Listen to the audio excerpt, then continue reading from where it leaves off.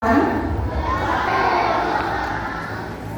heartfelt and joyous welcome to our esteemed guests and dear participants of the GSP Provincial Junior Camp 2026. On behalf of Libaco Central Elementary School, it is with great pride and deep gratitude that I extend our warmest welcome to everyone gathered here today. We are truly honored by the presence of our distinguished guest speaker, Honorable Tim Brian O. Chodosio, Municipal Mayor of the Municipality of Libacao, Attorney Christine C. De La Cruz, Council Vice President for Field, and likewise, the SB member of the Municipality of Calibo, Honorable Sol Panagsagan Molo, Council President and SB member of the Municipality of Tangalan. Back up ako, be. Our dedicated Public Schools District Supervisor, Mr. Jude Ulysses Ruiz, our supportive Barangay Captain of Barangay Poblacion, Honorable Francine N. Chodosio, GSP Council Executive, Ma'am Ferdeline Abayon, our dear school heads, hardworking training staff, district field advisors, GSP adult leaders, teachers, our vibrant junior Girl Scouts, valued visitors and friends. Your presence today means so much to us. It reflects your commitment to your development, leadership, and service.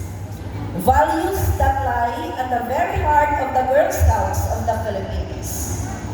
The GSP Provincial Junior Camp 2026 is more than just a gathering. It is a celebration of teamwork, shared purpose, and the collective dedication of everyone who worked tirelessly to make this event a reality. For this, we extend our sincerest appreciation and heartfelt thanks. As we begin this meaningful journey together, we hope that each one of you feels welcome, comfortable, and at home here in Libacao Central Elementary School. May this camp be a space where friendships are formed, lessons are learned, and memories are created. Memories that you will carry with you long after the camp has ended. To our dear junior Girl Scouts, this camp is especially for you.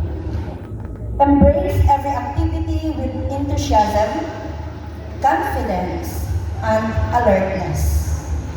Be curious, be brave, and be kind. This is your opportunity to discover new skills, strengthen your talents, and develop values that will guide you as future leaders and responsible citizens. Believe in yourselves. This is your time to shine, grow, and lead with purpose. To everyone present, we invite you to fully enjoy the activities we have prepared for you with care and excitement. Let us work together, learn from one another, and may this camp a joyful, safe, and unforgettable experience for all. Once again, thank you for being part of the GSP Provincial Junior Camp 2026. May these days be filled with learning, laughter, and inspiration. Again, my warmest welcome everyone, and have a wonderful day ahead. Happy Scouting! Thank you very much. Thank you very much.